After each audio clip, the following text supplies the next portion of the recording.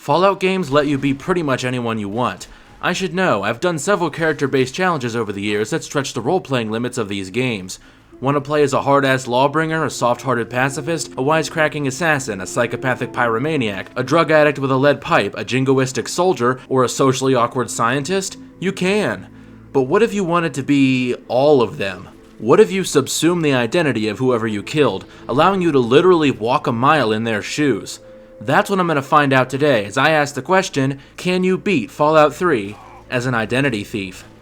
Whenever I kill a humanoid NPC, I must drop my current inventory and only use what they had on them. This applies to weapons, armor, consumables, ammo, and even miscellaneous items. I'm not allowed to pick up or use any other item except for the spoils of my last kill. The only exceptions are things like quest items, keys, holotapes, notes, caps, and bobbleheads. If I kill multiple enemies at the same time, I get to pick one to loot and ignore the others. I must play on normal difficulty at all times, and I'm not allowed to have any companions with me. I'm also not allowed to sequence break the main quest, so no rushing straight to Smith Casey's garage. Finally, while I usually play with graphical and quality of life mods, I'm doing this playthrough completely vanilla. This definitely wasn't because of a game-breaking bug, definitely not. Now, with all that out of the way, let's get started. For my character's name, I go with Mega Man. You know, the guy who uses the weapons of his fallen enemies. I also could have gone with Kirby, but either one's fitting. The limited character creator doesn't do me any favors, though. What kind of person are you going to be? All of them? For my special stats, I drain perception and charisma as I have little use for them, and distribute the rest of my points fairly evenly. Same thing for tag skills, I go with melee explosives and small guns so I can use multiple weapon types effectively. A jack-of-all-trades approach seems the most sensible when I have to constantly switch my gear. I let the rad roaches whittle down Kendall so I can finish him off with a punch and don his gear, giving me my first armor and weapon. For now, a baton is more than sufficient for squishing all the rad roaches in my path. Disguising myself as vault security doesn't fool anyone though, so it's time for a Mac attack. Somehow, an untrained 19-year-old is still able to win, which then turns my attention to Hannon. By blocking his attacks, whittling him down, and using VATS to finish him off, I'm able to escape. No lockpicks. Well, since the Overseer has the key, I take the simplest route to obtaining it, although this leaves me unarmed and armorless against his backup. As I don't want to get filled with 10mm sized holes, I make a run for it, cracking open the vault as the Overseer who desperately wanted it to stay shut. Ironic. I level up for the first time, getting explosives to 25 for Megaton, and rounding out my skills to satisfy my OCD. For my perk, I go with Lady Killer.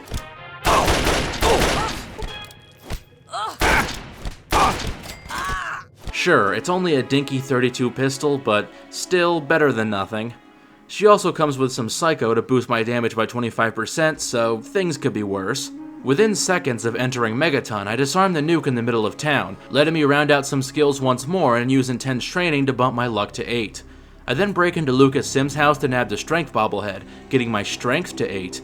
Now all the stats I care about are at the same level. Disarming the bomb also gives me my own house, which I frequently visit to heal myself. I'm not gonna go over every time I do that, so if my health suddenly jumps up between scenes, now you know why. I use my earnings from the bomb to bribe Moriarty into telling me where my dad is, and then head there only to be reminded why the 32 pistol is the worst gun in the game.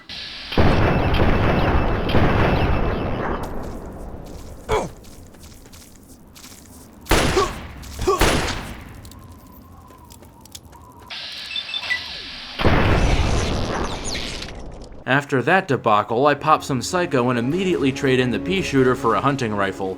I don't use it to take out the last raider as I don't want to lose it, instead letting an eyebot do the job. Remember, I can only loot the bodies of enemies I personally kill. Now clad in BDSM gear, I waste a limited supply of ammo on some mole rats, leaving nothing to deal with the gaggle of ghouls. Well, that was a waste. Luckily, all humanoid NPCs come equipped with fists, so I can still throw hands. Don't worry, I only use my fists as an absolute last resort if I run dry of ammo. Taking all the ghouls on at once is a death sentence, so I use the gate to funnel them towards me one at a time, affording me some breathing room. As for the roamer, I use VATS, and when I run out of AP, block between punches until it refills, and repeat until he goes down. I then use the bed in here to heal. I let the rest of the ghouls fight the super mutants so they whittle each other down, and then swoop in to finish off the stragglers. I can't really contribute much on the way to GNR as Lion's Pride steals all my kills. In a ballsy move, however, I swoop in at the absolute last second before they kill the behemoth to give it a love tap, which, sure, leaves me at 2 HP, but gets me a sledgehammer, med-X, a 32 pistol, and some pulse mines for my trouble. 3-Dog then wants me to fix his radio station, but before that I level up, putting some points into melee, guns, and sneak, and getting the educated perk, which is a no-brainer for any build. Get it? No-brainer? Educated? I'll see myself out. The sledgehammer does an excellent job making ghoul salsa until I come to some raiders, where a problem arises. In the time it takes to kill my foe, drop everything I have, loot them, and then equip what they have, I'm getting shot to shit with no way to heal myself. At least I get to use a combat shotgun for a few moments, and that's pretty neat. Still, this ordeal of killing and swapping every 5 seconds may become more of a problem later on. In the station, I pummel a mutant with my bare hands after softening him up with my gun first, then clobber the second with a nail board, letting me use his gun once more. The next raider I come across also has a hunting rifle, so nothing changes there, but the second has a knife and a frag grenade. I use said grenade to blow up a raider with a 10mm pistol, which I use in turn to take out a turret and a man with a 10mm SMG. The SMG is short-lived, as I use it to kill another gunslinging raider, then a turret, and then I knife another raider with an SMG. Okay, I can see that pointing out every time I switch weapons is gonna get tedious. Luckily, there's not much left to say about the tunnels as the raiders have decent weapons, and with the ghouls and raiders fighting each other, my fists make for an acceptable backup. The Museum of Technology also isn't too bad. Most of the mutants use hunting rifles, so I always have something to pick them off at range with. Eventually, my wounds get too great and I have to retreat, healing in my bed and coming back for round 2. One of the mutants here has a missile launcher with a single missile, which I use in combination with a hunting rifle to blow a mutant's skull to bits. I managed to take out the last one with just a sliver of health left, earning me an assault rifle in the process. Then, it's just a matter of sneaking to the monument, installing the dish, and sleeping to heal myself. Reporting back to 3-Dog points me to Rivet City and earns me a level up, where I put points into unarmed, guns, and melee and pick the Iron Fist perk. Seems like a sensible option with the number of times I run out of ammo and have to resort to my hands. Unfortunately for 3-Dog, he has some really nice drip, so I fill his head with 5.56 and become the man himself. This is 3-Dog, ow! Bringing you the truth, no matter how bad it hurts. Yeah, I imagine that hurt pretty bad. I promise to never do that voice again. I don't have the assault rifle back for long, as I use it to kill you-know-who because, well, it's practically a rite of passage at this point. Upon seeing a scavenger with a missile launcher, however, I immediately trade her hunting rifle for it, plus an assortment of other goodies. It's rain and mines. Hallelujah, it's rain and mines. Oh! Oh! Oddly enough, the Citadel sees a man in a raider outfit with a gun running towards them from a raider base and just doesn't care. Works for me. I swim over to the memorial to discover it for later, then skirt around to Rivet City where, again, nobody cares that I look like a raider or that I'm pointing a gun at them. Man, they need to hire better security here. Grabbing the intelligence bobblehead, Dr. Lee tells me the best shot at finding my dad is the memorial, which I conveniently discovered a few moments ago. I blow up a centaur, then absolutely brutalize a mutant with a board, giving me a hunting rifle that I immediately swap for another board. I'll have to savor these little moments of power while I can. In the rotunda, I get a sneak attack on the first mutant and play Ring Around the Rosie with the second to punch his lights out. I then pick up the holotape that tells me my dad is in Vault 112, but as I'll need to clear out this place later, I might as well get it over with now.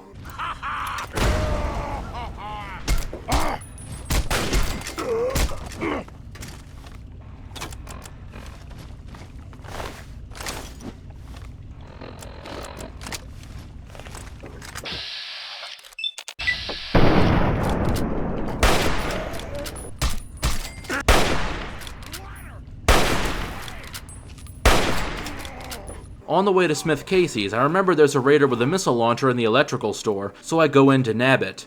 This doesn't go very well as I lose my gun for a sledgehammer, then get the entire left side of my body blown clean off. With the other raider's assault rifle, I can almost kill the one with the launcher, but the crazy bastard decides to use the thing at point blank range. Once he's backed into a corner though, I can easily beat him into a pulp. I immediately use the launcher to take out 2 Talon Company thugs, which levels me up, letting me get the toughness perk. Considering what I just survived, that seems very fitting. The merc has an assault rifle and, more importantly, some proper combat armor, the best armor I've managed to get so far. With it, getting into Vault 112 is a breeze, as if it wasn't already, although I do come across a problem. See, you have to put on a Vault 112 jumpsuit to progress, which isn't something I picked off someone's corpse. As a compromise, I reluctantly discard my combat armor and gun in favor of the suit. Besides, I'm not going to use it for anything other than this mission, so I don't think it's a huge deal. As always, I activate the Chinese kill switch to rescue Liam Neeson, leveling up once more where I put points into sneak, melee, unarmed, and get another rank of Iron Fist. I then drop my vault suit, and for the first time since I was born, I have no identity. I'm no one. Do I inherently exist, or am I merely a facsimile of the persona I craft for myself? Do I steal the identities of others, or does my identity take what's mine until there's nothing left but it? What? Project Purity? Oh, sorry, had an existential crisis there.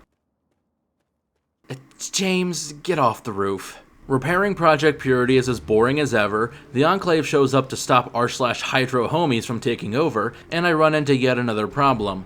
I can't equip the Enclave's armor since I don't have the Power Armor training perk, and you only get it after this quest. You can get it by doing Operation Anchorage, but that DLC forbids you from looting your fallen foes, so it's a bust. In the end, I just give myself Power Armor training with console commands so I can dress in the enemy's uniform. You get the perk only a few minutes later, so it really doesn't change that much. Anyways, Liam Neeson commits seppuku via radiation, and I escape with Dr. Lee and the gang into the sewers. As the place is mostly full of feral ghouls, there's not much to say as I sweep past them with my power armor and laser rifle. I'm just glad none of the Citadel seems to mind I'm blatantly dressing as the enemy. Reaching the Citadel levels me up, where I put points into energy weapons, unarmed, and sneak, and max out the Iron Fist perk. There I learn that Vault 87 has what I need to fix the Purifier, but before going there, I have some things to take care of first. First things first, the Agility bobblehead. Nothing much to say on the way, except that I absolutely rock a Yao Guai shit with my bare hands. Iron Fist is surprisingly effective on normal difficulty, I'll give it that. The bobblehead itself is protected by radiation and radroaches, but for the radiation, I'm wearing power armor, and as for the radroaches, they're radroaches. Now a bit more nimble, I head to the Museum of History to do a side quest so this video isn't too short. That's when I notice Willow has a laser rifle. You won't get away with that. And more ammo than proper soldiers carry, what's up with that? My immaculate Willow disguise doesn't fool Winthrop, so I head upstairs and talk to Mr. Crowley, a distinguished zombie who wants me to headshot 5 supposed anti-ghoul bigots. I can't use the sniper rifle as I didn't pick it off a dead person. Well, I did get it off an undead person, but that's besides the point. So it's just good old laser for now. My first target is Ted Strayer, who I take out in a single sneak attack headshot. I thought that, due to my high sneak skill and lack of armor, I could just wait in the corner until everyone forgets what I did. That doesn't work, so I opt for cutting my way out of Rivet City instead. Gary Staley, the waiter, is the only one brave enough to fight back, so I take him out with Ted's 10mm pistol and become a knife-wielding psycho. Using a sneak attack, I kill a Rivet City security guard on my way out, scoring me a 10mm SMG and some combat armor. The gun is short-lived, however, as I use the ammo on some Mad Brahmin on my way to Dave. Dave goes down in a single sneak attack punch, where I am reminded how good the Chinese assault rifle is, and how awful the Chinese pistol is. Seriously, my fists are vastly more effective. I also grabbed the Perception bobblehead while I was here, for all the good it'll do. I use Bob's Chinese assault rifle to take out an Enclave officer for his uniform and a plasma pistol, which I then turn on some radroaches. I then wanted to see if I could free this Deathclaw from bondage and make a new friend, but I end up being messily betrayed. Speaking of betrayal, Dukov offers me a free drink and is oddly chill about me breaking into his house, so it's kind of a dick move to kill him. Also, Cherry says this, but don't pull out a weapon near him. He's likely to shoot you. And he's really good.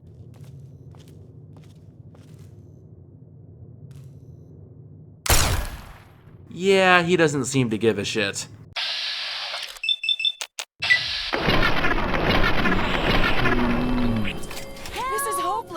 Ooh, I like this sexy sleepwear. Hey, baby, how you... Oh, never mind. What's worse is that I don't even get to keep the sexy outfit, as I have to trade it for some power armor a few seconds later. While the power armor is technically better, it doesn't feel as special. My last target is Tenpenny, where I put my laser rifle to good use against some Radscorps, sneak kill Roy Phillips for his leather armor and rifle, bribe the guard to get in, and then kill Tenpenny's private goon for some even better armor and a fresh rifle. As for Tenpenny, oh man, I've been waiting for this.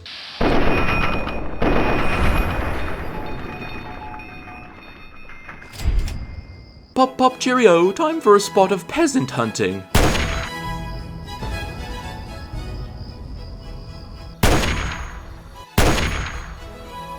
Oh my, simply marvelous. Even better than Yorkshire tea, quite. Okay, I need to get rid of this identity as soon as possible. It's even annoying me.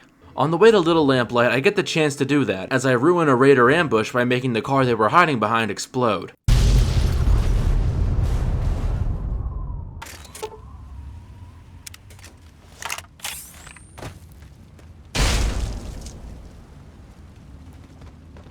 I picked the one with the huge flamethrower, obviously, but end up using all the ammo on a random robo-brain. Oh well, it was fun while it lasted. The mutants on the way there make for good sport as I turn their hunting rifles on some nearby Brahmin for more EXP. Unsurprisingly, the children aren't too keen on a naked man barging into their home with a rifle, so they want me to prove my loyalty by rescuing their friends from Pair of Dice Falls. The evils of gambling on impressionable children cannot be understated. On the way there, I kill a raider for his spiked knuckles, kill another raider for their sword, kill another raider for their shotgun, and then kill one last raider for their 10mm SMG. Remember what I said earlier about being shot while in the middle of swapping equipment? Yeah, that's reared its ugly head here. If there had been one or two more enemies I had to swap to, I might have been completely cooked. Since my karma is so low, I can trick Grouse into thinking that I'm on his side, then use a sneak attack headshot to take him out. With his assault rifle, I quickly dispatch the other guard, earning me some combat armor that I put to good use against 40. I only barely managed to take him out, but earn a Chinese assault rifle for my troubles. After heading back to Megaton, I assault Paradise Falls head-on, where I immediately have to discard my combat armor and then my assault rifle for a much lamer hunting rifle. My assault rifle comes back quickly, however, and then I get a shotgun I use to blow up a car in Clover's face, knocking out a good chunk of her health. With a few solid kicks to the sternum, Clover is down for the count, earning me her sword, and she has nothing on her body. Well, that's disappointing. At the very least, I can use the beds in the slaver barracks to heal. I immediately go for the guy with the minigun, which I then use to fill Jotun's guts with lead, earning me a super sledge that I use to batter some more slavers with. With one last grenade, the outside forces are eliminated, letting me focus attention on the man himself. Luckily, the last slaver had a missile launcher, which gets both him and Crimson down to low HP, where I proceed to use my assault rifle to finish them off. Now, I am the drippiest man to ever drip. Oh yeah, and I saved some kids from slavery, but honestly, the suit was the highlight here. Leveling up from this mission, I put some points into multiple skills and picked finesse for more crits across the board. You gotta love the irony of showing up to the kids dressed as the man who enslaved them. Eulogies 44 gives me a sneak kill on the first mutant in Murder Pass, with his hunting rifle taking care of a second. A frag grenade and a nail board take out the third, and okay, I think it'd just be easier to show you.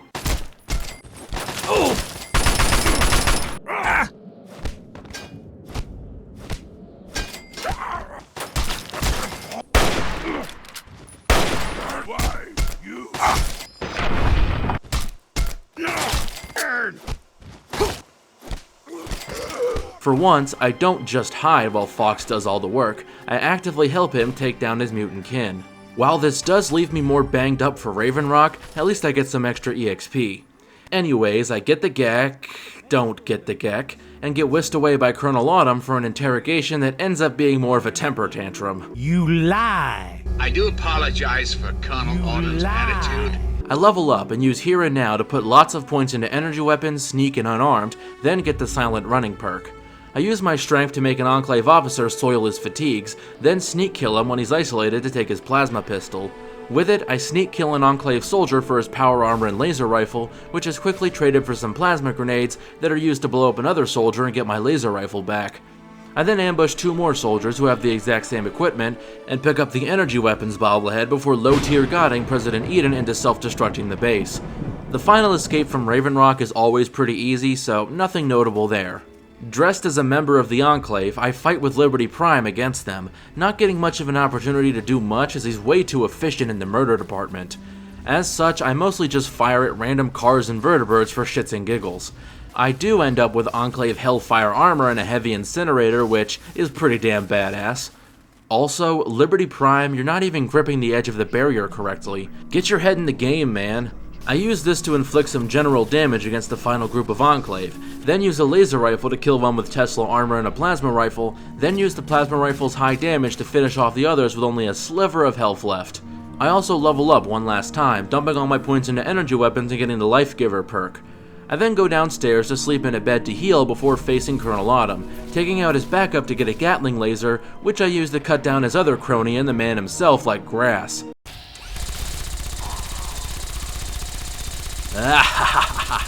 Die, die, die!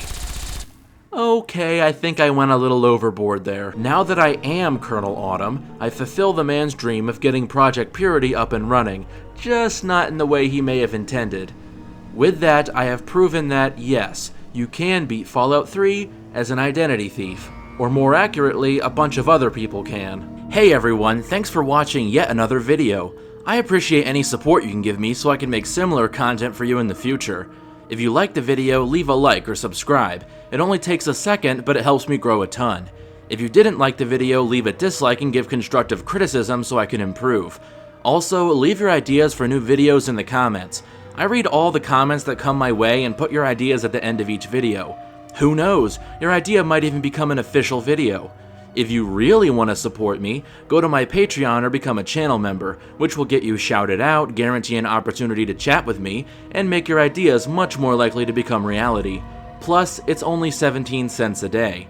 Even just 20 subscribers to my Patreon would mean a lot to me, and help me put out even better content.